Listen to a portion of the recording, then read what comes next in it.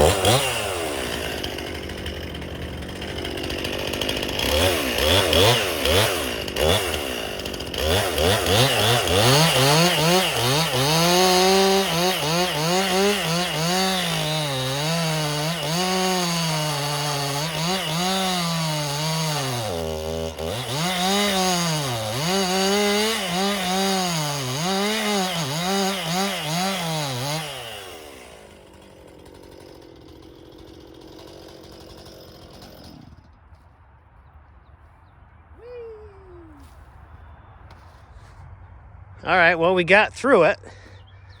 And now I know this is hard red oak, and it's a big piece of wood, but I just thought maybe that it would go through there quicker than that, and maybe it's the chain. I think I'm going to go sharpen that chain, and then we'll do that other one there, and maybe it'll go quicker. But I don't know, maybe that's just how it is with these when you're noodling. I don't do that very often, and I don't think I've ever done one this big, so maybe that's just the name of the game. And this is for all you rookies out there that wonder why it's called noodling. There you go, a pile of noodles. Okay, well, we got the chain sharpened, so let's give it a try.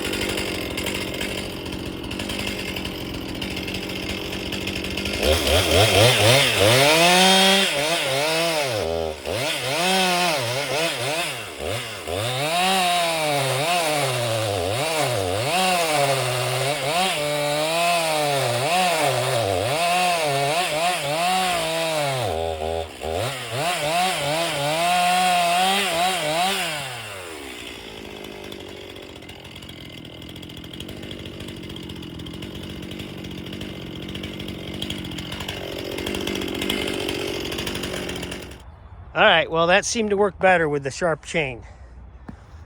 At least the first one did. The second one I did seemed to dull down a little bit already. That's one of those chisel style chains, and they dull quick. And it could be just me too, I don't know. But it did cut better after I sharpened it for sure. So that's all I'm gonna do with those. I'm just gonna have them, and then I'm gonna split them the rest of the way on the vertical. So, but I'm not gonna do that today. I'm gonna finish up here, and I got some cherry in there I wanna dig out and split those up. And the rest of this is oak, so I wanna dig out that cherry and just get that done, because then all my cherry will be split and seasoning, I should say. Hey, spaghetti, anyone?